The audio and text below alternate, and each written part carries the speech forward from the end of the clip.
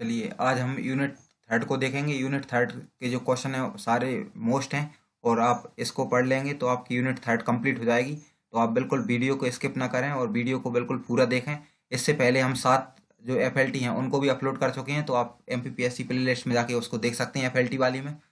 तो आज यूनिट जो है हमारी यूनिट थर्ड को देखेंगे। यूनिट फर्स्ट और सेकंड की भी आप जाके देख सकते हैं, प्ले लिस्ट में आपको मिल जाएंगी और डिस्क्रिप्शन में भी आपको वीडियो मिल जाएंगी। तो चलिए हम देख लेते हैं हम। और आप चैनल को सब्सक्राइब कर लें, बेल आइकन को प्रेस कर लें, जैसे क्योंकि अभी 7 यूनिट और बची हैं, तो 7 यूनिट की 7 FLT और फिर 10 FLT होने वाली हैं। यानी यूनिट वाइज FLT हैं, फिर उसके बाद 10 FLT और होंगी, यानी अभी 17 टेस्ट और बचे हुए हैं। तो आप चैनल को सब्सक्राइब कर लें, बेल आइकन को प्रेस कर लें और वीडियो को अपने दोस्तों के साथ शेयर कर दें। ठीक है, तो चलिए हम देख लेते हैं फर्स्ट क्वेश्चन क्या है इसका। तो देखिए पहले हम क्या देखेंगे, क्वेश्चन को देखेंगे, उसके बाद उनके आंसर देखेंगे। उष्णकटिबंधीय अर्धपर्णपाती वनों के संबंध में निम्नलिखित में से कौन सा कथन सही है। यहाँ वर्षा की मात्रा सही पूछा है ना। यहाँ वर्षा की मात्रा 50 से 100 सेंटीमीटर तक होती है। इन वनों में बांस, सागौन, शीशम आदि के वृक्ष नहीं पाए जाते ना। इस क्षेत्र में यह क्षेत्र मध्य प्रदेश का दक्षिण पूर्वी क्षेत्र है। तो कौन सा सही है हमारा, तो हमारा सी वाला सही है, बाकी गलत है। देखिए क्या हो जाएगा, आंसर देखते हैं। उष्णकटिबंधीय अर्धपर्णपाती वनों में वर्षा की मात्रा 125 से 150 सेंटीमीटर तक होती है। इनमें बांस, सागौन, शीशम आदि के वृक्ष पाए जाते हैं। देखिए यहाँ पे नहीं पाए जाते हैं लिखा था। और मध्य प्रदेश के मंडला, बालाघाट तथा दक्षिण पूर्वी क्षेत्र है मध्य प्रदेश का, है कौन सा, उष्ण कटिबंधीय अर्धपर्णपाती वनों का। ठीक है, तो अगला क्वेश्चन देखते हैं हम। देखिए मध्य प्रदेश वन विकास निगम की स्थापना कब हुई थी। तो देखिए 1962, 1965, 1972, 1975। तो कब हुई थी, 1975 में वन विकास निगम की स्थापना हुई थी। तो क्या देखेंगे हम, आंसर है डी, 1975 में हुई थी। और प्रथम वन नीति 1952 में आई थी। देखिए अगला क्वेश्चन है, मध्य प्रदेश वन जीव संरक्षण अधिनियम कब पारित हुआ था। 1974 में, 1972 में, 1973, 1975। तो मध्य प्रदेश का हुआ था 1974 में, और जबकि भारतीय वन्य जीव संरक्षण अधिनियम आया था 1974 में, 1972 में। और प्रदेश का कहाँ पे आया था, 1974 में। तो हमारा आंसर क्या हो जाएगा, देखिए प्रदेश का आया था 1974 में, आंसर हो जाएगा ए। ठीक है, और भारतीय वन्य जीव अधिनियम कब आया था, 1972 में आया था। ठीक है, तो आंसर क्या हो गया हमारा, यहाँ पे क्या पूछा था, मध्य प्रदेश का, तो ए वाला आंसर हो जाएगा हमारा। देखिए अगला क्वेश्चन क्या है हमारा, निम्नलिखित में से कौन सा कथन सही है। राष्ट्रीय वन नीति 1988 में आई थी।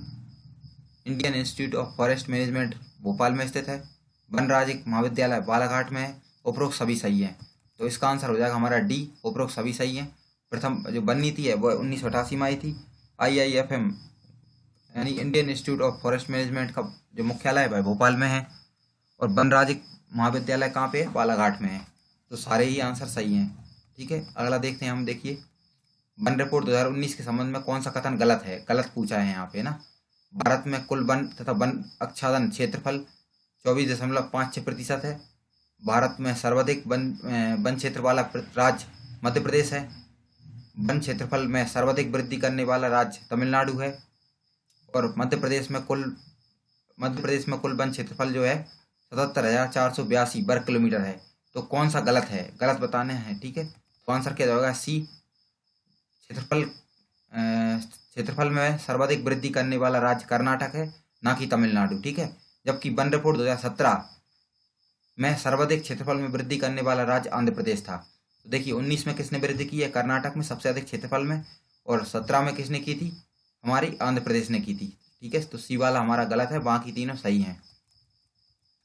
अगला क्वेश्चन है हमारा, देखिए वन रिपोर्ट 2019 के अनुसार वन क्षेत्रफल में सबसे अधिक कमी किस राज्य में हुई है। सबसे अधिक कमी मेघालय, नागालैंड, त्रिपुरा, मणिपुर। तो हमारा आंसर क्या हो जाएगा, यहाँ पे मणिपुर में सबसे अधिक कमी हुई है।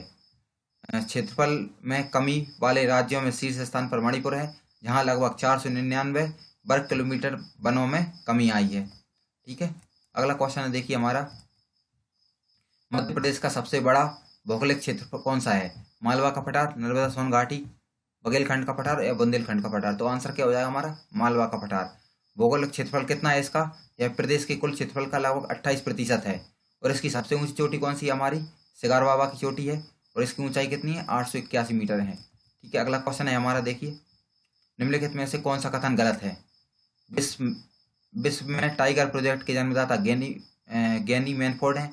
भारत में टाइगर प्रोजेक्ट के जन्मदाता जो है कैलाश संकेल्य हैं। मध्य प्रदेश में रीवा में सफेद शेर पाए जाते हैं। या इनमें से कोई नहीं। गलत पूछा है तो आंसर क्या हो जाएगा हमारा डी, इनमें से कोई नहीं, यानी सारे ही सही हैं हमारे। ठीक है, तो आपको याद रखना है इनको। मध्य प्रदेश का एकमात्र रेप्टाइल पार्क कौन सा है, तो रेप्टाइल पार्क प्रथम और एकमात्र, तो कौन सा हो जाएगा, पन्ना रेप्टाइल पार्क है मध्य प्रदेश का। ठीक है, अब 10वां क्वेश्चन देखते हैं हम। देखिए मध्य प्रदेश का एकमात्र सर्प उद्यान कहाँ पे है। सर्प उद्यान जो पार्क है हमारा वो कहाँ पे हो जाएगा, भोपाल में है। ठीक है, आंसर देख लिया हमने। अब देखते हैं हम क्वेश्चन नंबर 11। देखिए क्या लिखा है, चंबल नदी के संबंध में निम्न कथनों पर विचार कीजिए। इसका उद्गम इंदौर की मऊ तहसील के जानापुर पहाड़ी से होता है। इसकी लंबाई 965 किलोमीटर है। यह उत्तर प्रदेश के इटावा में यमुना नदी में जाकर मिलती है। इसकी सहायक नदियां पार्वती, छिप्रा, काली सिंध, बनास हैं। तो आंसर देखिए केवल 1 2 3 सही है, या 2 3 4 सही हैं, सभी सही हैं, सभी गलत हैं। तो आंसर क्या हो जाएगा, सभी सही हैं। तो इतनी सारी जानकारी आपको याद रखनी है नर्मदा जो चंबल नदी के संबंध में। ठीक है, अगला क्वेश्चन देखते हैं हम। देखिए निम्नलिखित में से कौन सी नदी नर्मदा के समानांतर बहती है, तो कौन सी नदी है हमारी, तो हमारी हो जाएगी ताप्ती नदी। कहाँ से निकलती है, बैतूल के मुल्ताई नामक झील से निकलती है और पूर्व से पश्चिम की ओर नर्मदा के समानांतर बहती है और खंबात की खाड़ी में जाकर गिर जाती है। अगला क्वेश्चन है, सतपुड़ा एवं विंध्य पर्वत श्रृंखलाओं के मध्य कौन सी नदी बहती है। तो जो क्वेश्चन MPPSC में आया हुआ भी है, तो कौन सी नदी बहती है हमारी आंसर हो जाएगा इसका क्या, नर्मदा नदी सतपुड़ा और विंध्याचल पर्वत श्रृंखला के मध्य बहती है, रिफ्ट घाटी में, है ना। अगला क्वेश्चन है, निम्नलिखित में से किस नदी में अर्धनारेश्वर की मूर्ति प्राप्त हुई थी। किस नदी में हुई थी प्राप्त, तो हमारी हो जाएगी सिमना नदी में। कब हुई थी, 2002 में हुई थी सिमना नदी में। तो सिमना नदी कहाँ पे है, मंदसौर जिले में। ठीक है, अगला क्वेश्चन है हमारा, देखिए निम्नलिखित में से कौन सा सही नहीं है। तो कौन सा सही नहीं है, बुंदेलखंड की जीवन रेखा सोन नदी, मध्य प्रदेश की जीवन रेखा नर्मदा नदी, मालवा की गंगा छिप्रा नदी, दासियों की शरण स्थली चंबल नदी। तो कौन सा सही नहीं है, तो आंसर क्या हो जाएगा, ए वाला गलत है और बाकी तीनों सही हैं। तो क्या हुआ, बुंदेलखंड की जीवन रेखा बेतवा नदी को कहते हैं, ना कि सोन नदी को। ठीक है, तो देखिए आप PSC की तैयारी कर रहे हैं तो आपके लिए जो हमने आपकी जो MPPSC की हम पूरी प्रिपरेशन करवा रहे हैं, unit wise topic wise test, तो आप जाके हमारी जो प्लेलिस्ट है उसमें देख सकते हैं। MPPSC जो सिलेबस है, कंप्लीट सिलेबस, उस वाली प्लेलिस्ट को बहुत कर सकते हैं। उसमें बहुत सारी वीडियो आपके लिए मिल जाएंगी और हम वीडियो है जो और भी बना रहे हैं जो सारी यूनिट कंप्लीट हो सकें। देखिए अभी MPPSC का जो एग्ज़ाम है वो 25 जुलाई को होना है, तो इसलिए हमने FLT चलाई है। तो FLT 25 FLT आपको यहाँ पे मिलेंगी। ठीक है, तो देखिए अगला क्वेश्चन है हमारा, सिपरी किस नदी के तट पर बसा हुआ है। कौन सी नदी, सिंध नदी, पार्वती नदी या नर्मदा नदी। तो सिपरी कहाँ बसा हुआ है, सिंध नदी के किनारे। सिंध नदी का उद्गम स्थल जो है गुना के सिरौंज तहसील के निकट हुआ है। इसके किनारे बसा शहर जो है सीपरी, दतिया, भिंड आदि बसे हुए हैं और यह नदी यमुना में जाकर मिलती है। कौन सी नदी हमारी, सिंध नदी। ठीक है, और सिंध नदी के किनारे कौन बसा है, सीपरी बसा है। ठीक है, अगला क्वेश्चन है हमारा, देखिए विंध्याचल की सर्वोच्च चोटी कौन सी है, विंध्याचल पर्वत की। सिगार बाबा की चोटी, गुडविल चोटी और धूपगढ़ की चोटी या सिद्ध बाबा की चोटी। तो हमारा आंसर क्या हो जाएगा, जो विंध्याचल की सर्वोच्च चोटी है हमारी गुडविल, जैसे हम सद्भावना की चोटी भी कहते हैं, और इसकी ऊंचाई कितनी है, 752 मीटर है। और कहाँ पे है, जो दमोह क्षेत्र में है। ठीक है, अगला क्वेश्चन है हमारा, देखिए मध्य प्रदेश में धारवाड़ क्रम की चट्टानों में नहीं पाई जाती। कहाँ पे नहीं पाई जाती, तो खंडवा में नहीं मिलती और तीनों जगह मिलती हैं। कौन कौन सी, बालाघाट में मिलती हैं, जबलपुर में मिलती हैं और रीवा में मिलती हैं। कहाँ पे नहीं मिलती, खंडवा जिले में नहीं मिलती। अगला क्वेश्चन है हमारा, देखिए गंगा और महानदी के बीच जल विवादक किसका भाग है, बघेलखंड का, बुंदेलखंड का, सतपुड़ा श्रेणी का या मैकाल का। तो आंसर क्या हो जाएगा हमारा, देखिए गंगा और महानदी के जल विभाजक का जो भाग है वह है बुंदेलखंड का पठार। क्या हो जाएगा, बघेलखंड का पठार, सॉरी। तो हमारा आंसर क्या हो जाएगा, ए वाला हो जाएगा। अगला क्वेश्चन है, देखिए अरावली तथा विंध्य पर्वत श्रृंखलाओं के मध्य कौन सा पठार है, दक्कन का, छोटानागपुर का, मालवा का या प्रायद्वीपीय पठार। तो कौन सा हो जाएगा, अरावली और विंध्य के मध्य मालवा का पठार है हमारा। ठीक है, अगला क्वेश्चन है हमारा, देखिए आनंद नगरी के नाम से जाना जाने वाला मांडू किस जिले में आता है। मांडू किस जिले में आता है, मांडू आता है हमारा धार जिले में। तो आंसर क्या हो जाएगा हमारा, ए। ठीक है, और मांडू को क्या बोलते हैं हम, आनंद नगरी या जॉय सिटी के नाम से भी जानते हैं। मध्य प्रदेश के कितने जिले उत्तर प्रदेश की सीमा को स्पर्श करते हैं, देखिए कितने करते हैं, पहले कितने करते थे और अब कितने करते हैं, दोनों हमें देखना है। देखिए अभी जिला बनने के कारण पहले करते थे हमारे 13 जिले, अब हो गए हैं कितनी जिलों की संख्या, 14 हो गई है जिलों की, जो उत्तर प्रदेश को स्पर्श करते हैं। अगला क्वेश्चन है हमारा, देखिए मध्य प्रदेश में ग्राम स्वराज योजना कब लागू हुई थी? 26 जनवरी 2000 को, 26 जनवरी 2001 को, 26 जनवरी 2002 को, या 26 जनवरी 2003 को? कब लागू हुई थी? ग्राम स्वराज योजना हुई थी हमारी 26 जनवरी 2001 को लागू हुई थी। अगला क्वेश्चन है, निम्नलिखित में से किस भाग में सबसे ऊंची चोटियां पाई जाती हैं? तो आंसर क्या हो जाएगा हमारा, सतपुड़ा जो क्षेत्र है उसमें सबसे अधिक चोटी पाई जाती है ऊंची वाली, और वहीं पे आपको धूपगढ़ भी देखने को मिलेगी जिसकी ऊंचाई कितनी है, 1352 मीटर है।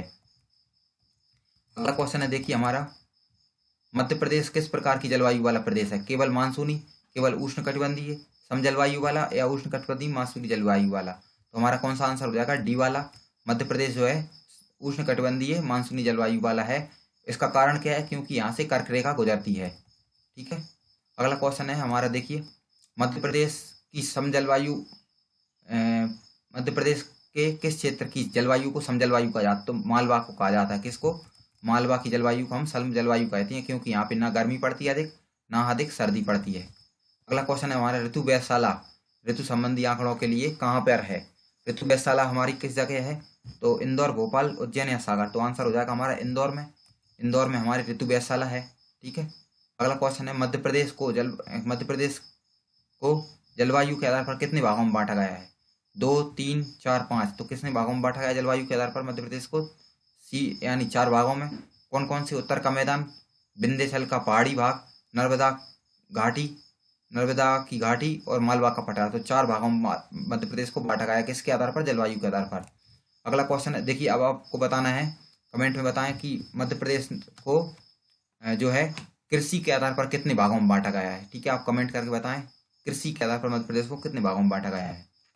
अगला क्वेश्चन है, मध्य प्रदेश में सर्वाधिक वर्षा किस शाखा से होती है? अरब सागर, बंगाल की खाड़ी, या फिर दोनों से, या इनमें से कोई नहीं? तो आंसर हो जाएगा हमारा बंगाल की खाड़ी। इसके बाद फिर अरब सागर की शाखा का नंबर आता है। तो ठीक है, अगला क्वेश्चन है हमारा, मध्य प्रदेश में सर्वाधिक वर्षा वाला स्थान कौन सा है? महादेव पहाड़ी है, नर्मदा घाटी है, भिंड है, या फिर इनमें से कोई नहीं? सबसे सर्वाधिक वर्षा वाला क्षेत्र कौन सा है? तो हमारा आंसर हो जाएगा महादेव की पहाड़ी। और महादेव की पहाड़ी यहीं पे आपको पचमढ़ी देखने को मिलेगा, और महादेव की पहाड़ी में आपको 199 सेंटीमीटर से अधिक वर्षा होती है। तो भाई मध्य प्रदेश सबसे अधिक वर्षा वाला स्थान है। आप कमेंट करके बताएं कि मध्य प्रदेश का सबसे कम वर्षा वाला स्थान कौन सा है। ठीक है, अगला क्वेश्चन है हमारा, देखिए निम्नलिखित में से कौन सा कथन सही है? अधिकतम वर्षा जो है मंडला बालाघाट में होती है, न्यूनतम वर्षा भिंड के गोहद में होती है, मध्य प्रदेश की औसत वर्षा 100 से 125 सेंटीमीटर है, या सभी सही है? तो आंसर क्या हो जाएगा, सभी सही है। देखिए सबसे अधिक वर्षा कहाँ पे होती है? मंडला बालाघाट में। न्यूनतम वर्षा भिंड के गोहद में। और औसत वर्षा कितनी है हमारी? औसत वर्षा है हमारी 100 से 125 सेंटीमीटर। ठीक है, वैसे अगर देखी जाए तो 112 सेंटीमीटर हम इसको लिख सकते हैं ना। अगला क्वेश्चन है हमारा, देखिए 32वां, मध्य प्रदेश के किस क्षेत्र में अरब सागर शाखा एवं बंगाल की खाड़ी दोनों मानसूनों से वर्षा होती है? वेरी मोस्ट क्वेश्चन है। देखिए क्या किस जगह होती है? तो विंध्य क्षेत्र में दोनों शाखाओं से वर्षा होती है, अरब सागर से भी होती है और बंगाल की खाड़ी से भी होती है। ठीक है, अगला क्वेश्चन है, देखिए हमारे, किस ऋतु को यूनाला कहते हैं? ग्रीष्म को, चौमासे को, शीत को, या सभी को? तो हमारा आंसर क्या हो जाएगा, ग्रीष्म ऋतु को हम किस नाम से जानते हैं? यूनाला ऋतु के नाम से भी जानते हैं। और शीत ऋतु को स्याला, और चौमासे को हम किसमें, वर्षा ऋतु को चौमासे के नाम से जानते हैं। अगला क्वेश्चन है हमारा, निम्नलिखित में से किस शहर से होकर कर्क रेखा नहीं गुजरती? देखिए कर्क रेखा कितने शहर से होकर जाती है? 14 जिलों से होकर गुजरती है। तो इनमें से कौन सा जिला है जिससे होकर नहीं गुजरती? तो आंसर हो जाएगा हमारा अनूपपुर। देखिए कर्क रेखा 14 जिलों से होकर गुजरती है, जिसमें रतलाम, उज्जैन, आगरमालवा, राजगढ़, कटनी, शहडोल, सागर, दमोह, उमरिया, सीहोर, भोपाल, विदिशा, रायसेन, जबलपुर आदि शामिल हैं। ठीक है, तो कितने जिलों से होकर जाती है? 14 जिलों से होकर जाती है, और इसमें अनूपपुर नहीं आता। अगला क्वेश्चन है, मध्य प्रदेश को वर्षा के आधार पर कितने भागों में बांटा गया है? 4 में, 3 में, 5 में, या 7 में? तो आंसर क्या हो जाएगा, 4 भागों में। कौन कौन से? देखिए निम्न वर्षा वाला क्षेत्र, औसत से कम वर्षा वाला क्षेत्र, औसत वर्षा वाला क्षेत्र, और औसत से अधिक वर्षा वाला क्षेत्र। अगला क्वेश्चन है हमारा, देखिए निम्नलिखित जिला समूह में औसत से कम वर्षा वाला कौन सा जिले हैं? मतलब औसत से जहाँ पे कम वर्षा होती है वो जिला समूह कौन सा है? रीवा, सतना, सीधी, भिंड, मुरैना, ग्वालियर, देवास, इंदौर या फिर बालाघाट, सिवनी, छिंदवाड़ा। तो आंसर क्या हो जाएगा हमारा? देखिए आंसर हो जाएगा हमारा ए वाला, रीवा, सतना, सीधी में औसत से कम वर्षा होती है। ठीक है। और देखिए न्यूनतम वर्षा वाला कौन सा क्षेत्र है? न्यूनतम वर्षा वाले हमारे भिंड, मुरैना, ग्वालियर। औसत वर्षा वाले जबलपुर, इंदौर और देवास। और औसत से अधिक वर्षा वाले मंडला, बालाघाट और जो हमारा सिवनी, छिंदवाड़ा। ठीक है। अगला क्वेश्चन है, देखिए वर्षा मध्य प्रदेश में शीत ऋतु के लौटने पर होने वाली वर्षा को क्या कहते हैं? तो मावठ कहते हैं। क्या बोलते हैं? मावठ। ये वाला हमारा आंसर हो जाएगा। अगला क्वेश्चन है, देखिए हमारा उष्णकटिबंधीय वनों में कौन से वृक्ष पाए जाते हैं? मुख्य रूप से कौन से वृक्ष पाए जाते हैं उष्णकटिबंधीय वर्षा शुष्क पर्णपाती वनों में? उष्णकटिबंधीय शुष्क पर्णपाती वनों में पाए जाते हैं हमारे कीकर और बबूल के वृक्ष पाए जाते हैं। ठीक है। अगला क्वेश्चन है हमारा, देखिए मध्य प्रदेश के लाख उत्पादक जिले कौन कौन से हैं? लाख उत्पादन करने वाले मंडला, उमरिया, शहडोल या उपरोक्त सभी। तो आंसर क्या हो जाएगा हमारा? सभी जिले हैं जो लाख उत्पादन करते हैं। अगला क्वेश्चन है हमारा, देखिए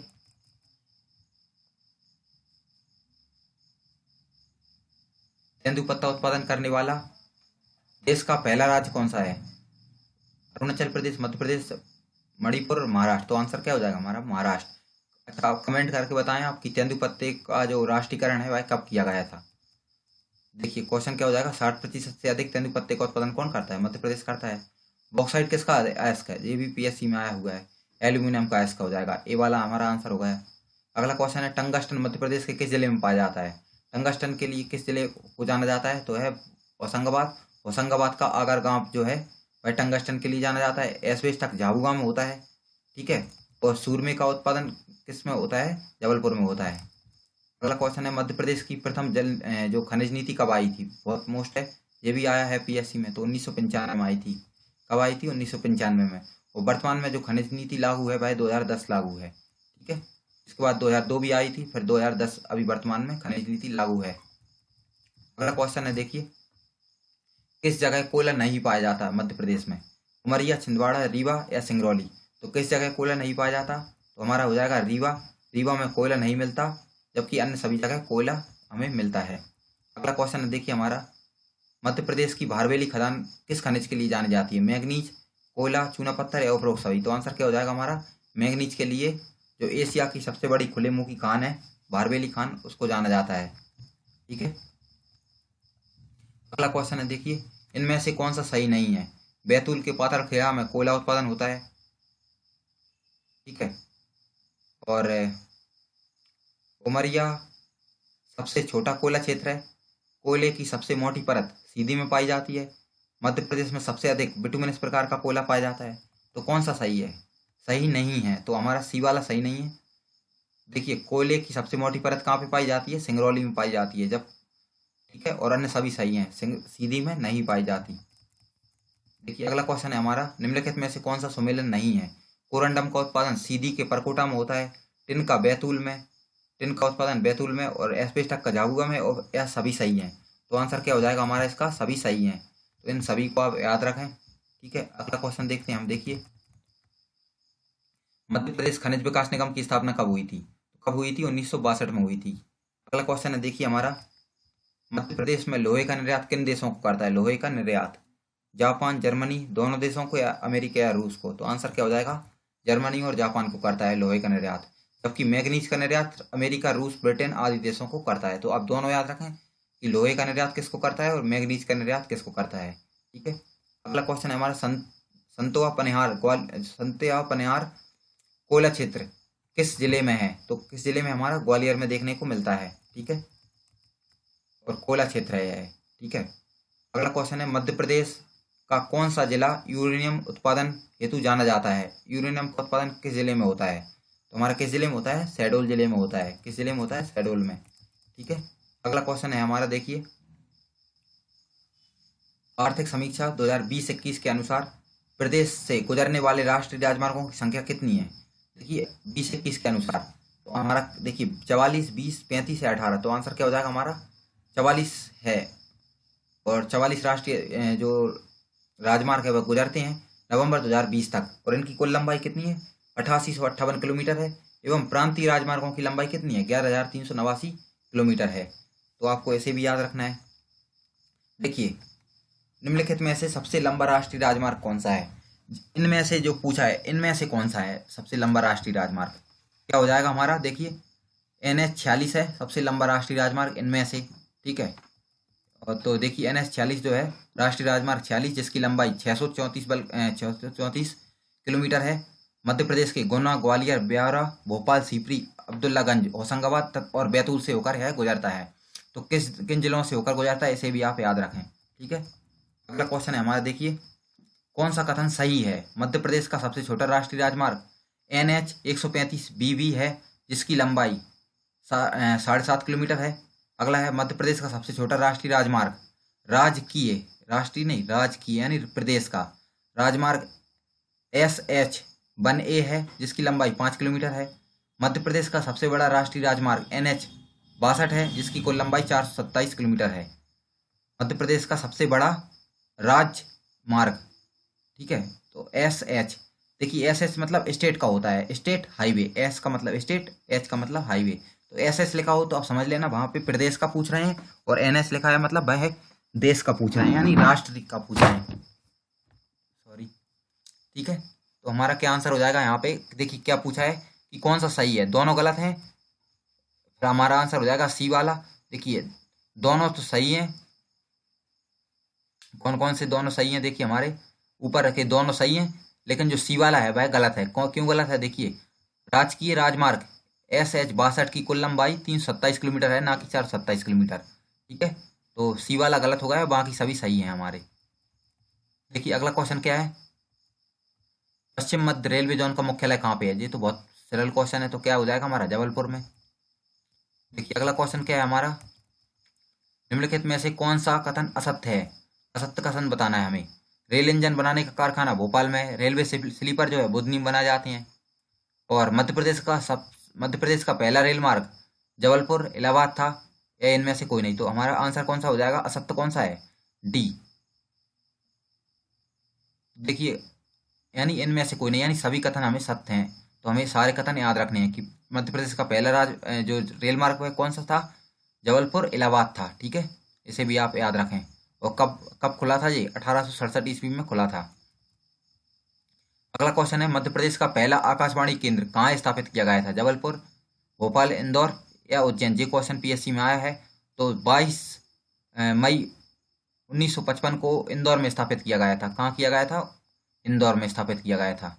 और जो कुल आकाशवाणी केंद्रों की संख्या कितनी है वर्तमान में? 19 है, ठीक है। अगला क्वेश्चन है, निम्नलिखित में से किन दो जिलों के मध्य सबसे पहले टेलीफोन सुविधा प्रारंभ की गई थी? इंदौर भोपाल, या फिर उज्जैन भोपाल, या भोपाल इंदौर, या इंदौर भोपाल, या इंदौर जबलपुर? तो आंसर क्या हो जाएगा? इंदौर जबलपुर। 1856 में भोपाल व जबलपुर के मध्य टेलीफोन सुविधा जो है आरंभ की गई थी। भोपाल और क्या लिखा है? जबलपुर। तो भोपाल और जबलपुर कहाँ पे है हमारा? भोपाल जबलपुर, भोपाल और जबलपुर कहाँ पे लिखा हुआ है हमारा?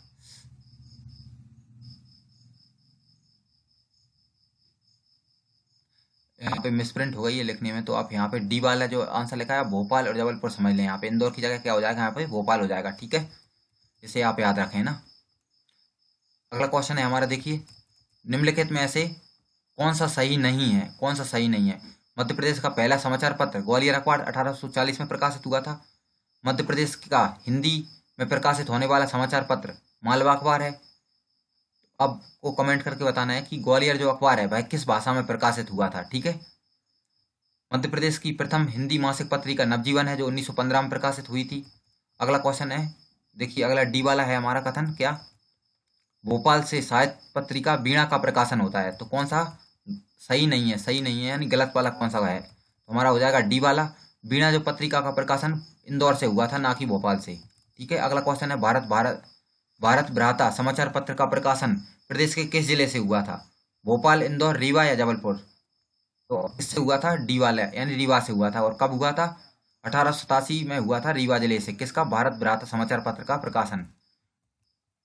अगला क्वेश्चन है, मध्य प्रदेश के किस जगह में सर्वाधिक समाचार पत्र प्रकाशित होते हैं? तो किस जगह होते हैं? भोपाल में होते हैं। अगला क्वेश्चन है, देखिए, दैनिक लोकमत समाचार पत्र के संपादक कौन थे?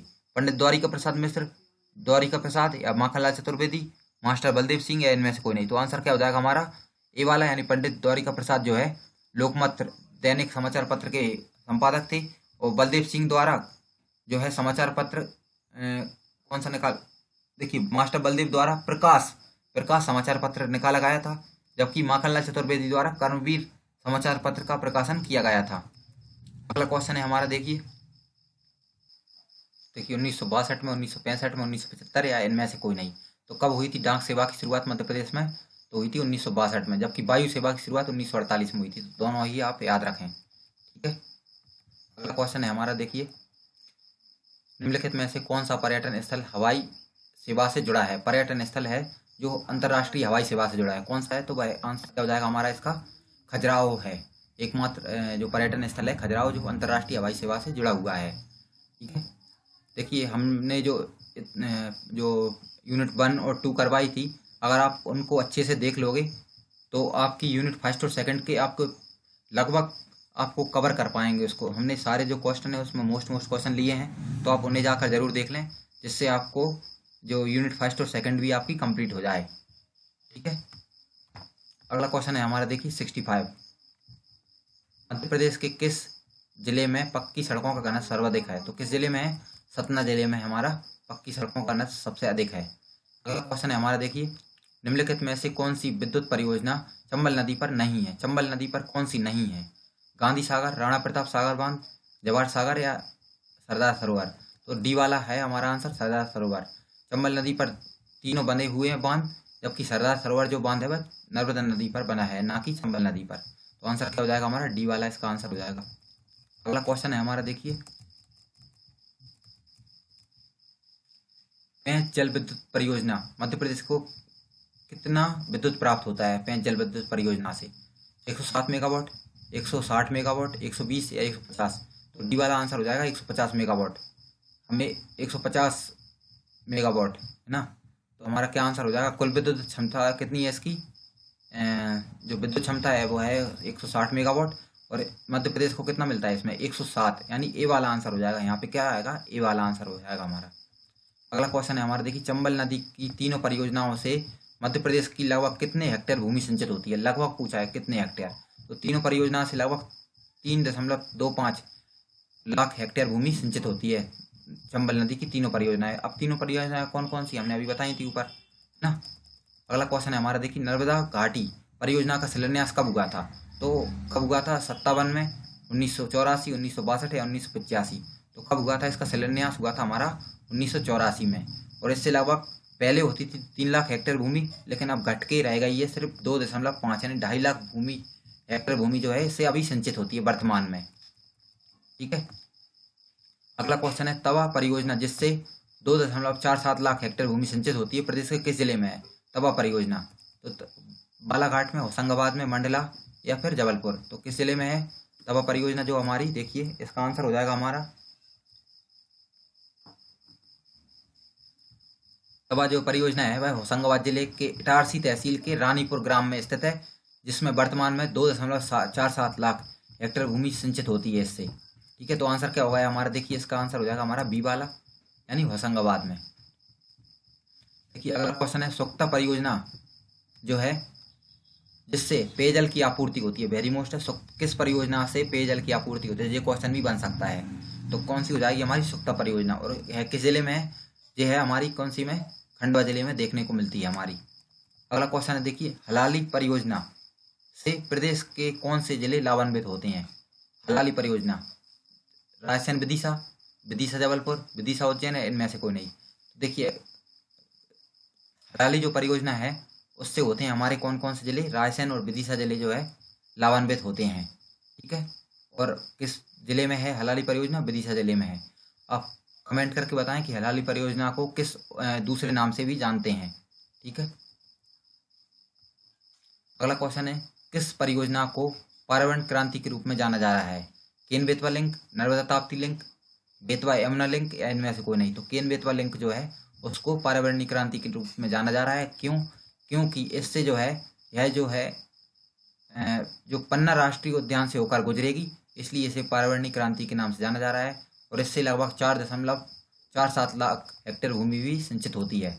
अगला क्वेश्चन है देखिए हमारा, बावन थड़ी परियोजना मध्य प्रदेश के किस जिले में है? होशंगाबाद में, बालाघाट में, विदिशा में या जबलपुर में? तो किस जिले में है बावन थड़ी परियोजना? तो हमारा आंसर हो जाएगा क्या? बावन थड़ी परियोजना है हमारी बीबाला यानी बालाघाट जिले में है। और बालाघाट जिले के किस जगह है? कटंगी तहसील के कुड़प्पा गांव में है। कहाँ पे है? कटंगी तहसील के कुड़प्पा गांव में। अगला क्वेश्चन है हमारा देखिए, बाणसागर परियोजना प्रदेश के किस जिले में स्थित है? बाणसागर परियोजना मंडला में, शहडोल में, सागर में या जबलपुर में? तो किस जिले में है बाणसागर परियोजना हमारी? शहडोल जिले में। शहडोल जिले में की कौन सी जगह पे? देवलों शहडोल में है। और कब बनी थी जी? 1997 में है बनी थी। आप कमेंट करके बता सकते हैं कि बाणसागर परियोजना से कितने मेगावाट बिजली का उत्पादन मध्य प्रदेश करता है। ठीक है। अगला क्वेश्चन है हमारा, संत सिंगाजी ताप विद्युत गृह की उत्पादन क्षमता कितनी है? संत सिंगाजी की कितनी है हमारी? 2000 मेगावाट जो है इसकी ताप उत्पादन क्षमता है, विद्युत उत्पादन क्षमता। और किस जिले में संत सिंगाजी? खंडवा जिले में हमें मिलता है देखने को। और कब बनी थी यह परियोजना? तो बनी थी 2008 में। तीनों आपको याद रखना है, तीनों क्वेश्चन इससे। संजय गांधी ताप विद्युत गृह प्रदेश के किस जिले में है? संजय गांधी ताप विद्युत गृह उमरिया में, बालाघाट में, सीधी में या जबलपुर में? जो क्वेश्चन भी आया हुआ है एग्जाम में। ठीक है, तो आप अच्छे से यानी याद करें। तो किस जगह है हमारा? ये है हमारा वीर सिंहपुर उमरिया जिले में है। और संजय गांधी ताप विद्युत गृह जो है वीर सिंहपुर उमरिया जिले में स्थित है। इसकी विद्युत उत्पादन क्षमता कितनी है? 1350 मेगावाट है। ठीक है, अब देखते हैं हम अगला क्वेश्चन। अगला क्वेश्चन है हमारा देखिए, सोहागपुर कोयला क्षेत्र ताप विद्युत गृह की कोयला की आपूर्ति कहाँ से होती है? सोहागपुर जो कोयला क्षेत्र है ताप विद्युत गृह है। अब इसके लिए कोयला कहाँ से मिलता है? संत सिंगाजी ताप विद्युत गृह सोहागपुर कोयला क्षेत्र से किस ताप विद्युत गृह को जो है आपूर्ति होती है? संत सिंगाजी की होती है, या विंध्याचल ताप विद्युत गृह की होती है, बैतूल की होती है, संजय गांधी की होती है? तो किस जगह की होती है हमारी? विंध्य ताप के लिए जो कोयला है वह कहाँ से मिलता है? सोहागपुर कोयला क्षेत्र से कोयला मिलता है हमारा। अगला क्वेश्चन हो जाएगा हमारा देखिए, मध्य प्रदेश की ऊर्जा राजधानी कौन सी है? पहले तो हमारी सीधी थी, लेकिन 2010 में किसको बना दिया गया है? सिंगरौली को बना दिया गया है। देखिए अगला क्वेश्चन है, मध्य प्रदेश का प्रथम विद्युत ताप गृह कौन सा है? संजय गांधी ताप विद्युत गृह, चांदनी ताप विद्युत गृह नेपानगर, बीना ताप विद्युत गृह, या फिर इनमें से कोई नहीं? तो कौन सा हो जाएगा हमारा? बी वाला आंसर हो जाएगा। चांदनी ताप विद्युत गृह जो है प्रदेश का प्रथम विद्युत ताप गृह था। ठीक है, और कहाँ पे है जी? नेपानगर में हमें देखने को मिलता है। अगला क्वेश्चन है देखिए, निम्नलिखित में से कौन सा मध्य प्रदेश का औद्योगिक दृष्टि से विकसित जिला नहीं है? तो इंदौर, भोपाल, जबलपुर या ग्वालियर? कौन सा जिला जो है विकसित नहीं है औद्योगिक दृष्टि से? तो आंसर क्या हो जाएगा? डी वाला, ग्वालियर हमारा जो है औद्योगिक रूप से विकसित नहीं है। अगला क्वेश्चन है देखिए हमारा, मध्य प्रदेश राज्य उद्योग निगम की स्थापना कब की गई थी? 1964, 1965, 1969 और 1972? तो देखिए ये क्वेश्चन भी पीएससी में आया हुआ है कि मध्य प्रदेश राज्य उद्योग निगम की स्थापना कब की गई थी। तो इसका आंसर हमारा क्या हो जाएगा? देखिए इसका आंसर हो जाएगा हमारा सी वाला, यानी 1969 में हुई थी। ठीक है, 1969 में हुई थी मध्य प्रदेश राज्य उद्योग निगम की स्थापना। अगला क्वेश्चन है हमारा देखिए, मध्य प्रदेश का बीड़ी उद्योग एवं लकड़ी चीरने का कारखाना कहाँ पे है? तो यहाँ है हमारे जबलपुर में है। दोनों कहाँ है? जबलपुर में। ए वाला हमारा इसका आंसर हो जाएगा। ना तो ग्वालियर में, ना इंदौर में और ना भोपाल में। अगला क्वेश्चन है देखिए, निम्नलिखित में से कौन सा सही सम्मिलित नहीं है पूछा है इन्होंने। देखिए कत्था उद्योग सीपरी में है, लाख उद्योग का सरकारी कारखाना उमरिया में है, देशलाई बनाने का कारखाना ग्वालियर में है, और हैंडलूम क्लस्टर का कारखाना भोपाल में है। तो ये गलत है। तो हैंडलूम कारखाना कहाँ पे मिलता है आपको देखने को? जहाँ से हाथों से कार्य किया जाता है, हाथों से जो है डिजाइनिंग है, बुनाई का कार्य किया जाता है, तो वो है हमारा कहाँ पे? चंदेरी में है। ठीक है, भेल की स्थापना किस देश के सहयोग से हुई है? भारत हेवी इलेक्ट्रॉनिकल लिमिटेड जो है उसकी स्थापना किस देश के सहयोग से हुई है? तो हमारा रूस से, ब्रिटेन, जापान या अमेरिका? किस देश के से हुई है? तो 1960 में ब्रिटेन के सहयोग से इसकी स्थापना हुई थी। अगला क्वेश्चन है देखिए हमारा, निम्नलिखित में से कौन सा कॉम्प्लेक्स सही सुमेलित नहीं है? इलेक्ट्रॉनिक कॉम्प्लेक्स इंदौर में है, स्टील कॉम्प्लेक्स सागर में है, एग्रो कॉम्प्लेक्स छिंदवाड़ा में है, सभी सही सुमेलित हैं। तो आंसर क्या हो जाएगा? सभी सही हैं। देखिए इसके अलावा एक और कॉम्प्लेक्स रह जाता है, देखिए कौन सा, चमड़ा कॉम्प्लेक्स देवास में, तथा अन्य सभी सही हैं। चमड़ा कॉम्प्लेक्स कहाँ पे है, देवास में, इसको भी आप याद रखें, ठीक है। अगला क्वेश्चन है हमारा, देखिए जिलेटिन बनाने का कारखाना प्रदेश के किस जिले में स्थित है। जिलेटिन बनाने का कारखाना रायसेन, जबलपुर, भोपाल, इनमें से कोई नहीं। तो देश का प्रथम रत्न पुरस्कृत केंद्र एवं जिलेटिन बनाने का कारखाना जो है दोनों कहाँ पे है, जबलपुर में है। हीरा मिल्स कहाँ पे है, जी आपको क्वेश्चन कमेंट करके बताना है कि हीरा मिल्स कहाँ पे है। तो हीरा मिल्स है हमारी कहाँ पे, देखिए छतरपुर, पन्ना, भोपाल या उज्जैन। तो हीरा मिल्स है हमारा सूती कपड़े का एक कारखाना है, और यह कहाँ पे है, उज्जैन में है। हीरा बनाने का कारखाना नहीं है यहाँ पे, है ना। क्वेश्चन लिखा जरूर है हीरा मिल्स, लेकिन बनाते कहाँ है, क्या बनाते हैं इस पे, सूती वस्त्र का कारखाना है। रक्षा उपकरण बनाने का कारखाना किस जगह है। तो रक्षा उपकरण का कारखाना है हमारा, देखिए भोपाल में, जबलपुर में, ग्वालियर या सागर। तो जबलपुर जिले के खमरिया जो स्थान है वहां पे है हमारा, ठीक है। अगला क्वेश्चन है हमारा, देखिए निम्नलिखित में से कौन सा सही है। National newspaper printing press Nepanagar में है, security paper printing press Hoshangabad में है, करेंसी प्रिंटिंग प्रेस देवास में है, या सभी सही है। तो आंसर क्या हो जाएगा हमारा इसका, सभी सही हैं। और ये क्वेश्चन बहुत बार रिपीट होते हैं, इन तीनों को आप अच्छे से याद रख लें, ठीक है। अगला क्वेश्चन है, अफीम उत्पादन करने वाले जिले कौन से हैं, अफीम वाले। देखिए मंदसौर, खंडवा, नीमच या रतलाम।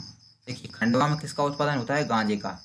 और जो है हमारा मंदसौर में किसका उत्पादन होता है, हमारे जो अफीम का उत्पादन होता है, ठीक है। अगला क्वेश्चन है, सरसों उत्पादन करने वाले जिले बताइए कौन कौन से हैं। भिंड, मुरैना, खंडवा, खरगोन, मंडला, बालाघाट या इनमें से कोई नहीं। तो भिंड, मुरैना जो है बगियों की गढ़ के उपनाम से जाना जाता है, और यहीं पे सरसों उत्पादन अधिक होता है। और खंडवा, खरगोन में किसका उत्पादन होता है, आप कमेंट करके बता सकते हैं। देखिए आप इसके खंडवा, खरगोन में होता है सफेद सोने अर्थात कपास का उत्पादन होता है, ठीक है। अगला क्वेश्चन है, निम्नलिखित में से कौन सा गलत है। आलू उत्पादन इंदौर में होता है, केला उत्पादन बुरहानपुर में, मूंगफली उत्पादन खरगोन में है, या इनमें से कोई नहीं। कौन सा गलत है, तो इनमें से कोई सा गलत नहीं है, तीनों सही हैं। आलू उत्पादन इंदौर में होता है, सही बात है। केला का उत्पादन बुरहानपुर में, ये क्वेश्चन आया हुआ है एग्जाम में, इसको अच्छे से याद रखें। और मूंगफली का उत्पादन कहाँ पे होता है, खरगोन में होता है। देखिए अगला क्वेश्चन है हमारा, मध्य प्रदेश के किस प्राकृतिक क्षेत्र में को गेहूं का भंडार कहते हैं। बघेलखंड के पठार को, मालवा के पठार को, बुंदेलखंड के पठार को, या फिर इनमें से कोई नहीं। तो किसको कहते हैं हम, गेहूं का भंडार के नाम से जानते हैं हम मालवा के पठार को।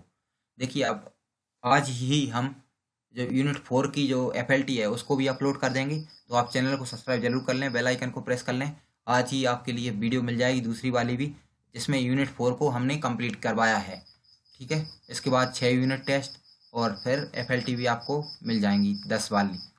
तो उन्हें भी आप लेना चाहते हैं तो आप चैनल को सब्सक्राइब कर लें, आपको पता लग जाएगा कि वीडियो अपलोड हो गई है, वहाँ से आप इन्हें देख सकते हैं अच्छे से, ठीक है। अगला क्वेश्चन देखते हैं हम। देखिए मध्य प्रदेश का कौन सा जिला सर्वाधिक चना उत्पादन करने वाला जिला है। चना उत्पादन सबसे अधिक किस जिले में होता है ना, इंदौर, विदिशा, उज्जैन या इनमें से कोई नहीं। तो चना उत्पादन करने वाला जिला है हमारा कौन सा, विदिशा। तो विदिशा में सबसे अधिक चने का उत्पादन होता है, जबकि सबसे अधिक गेहूं का उत्पादन कहाँ पे होता है, होशंगाबाद में होता है।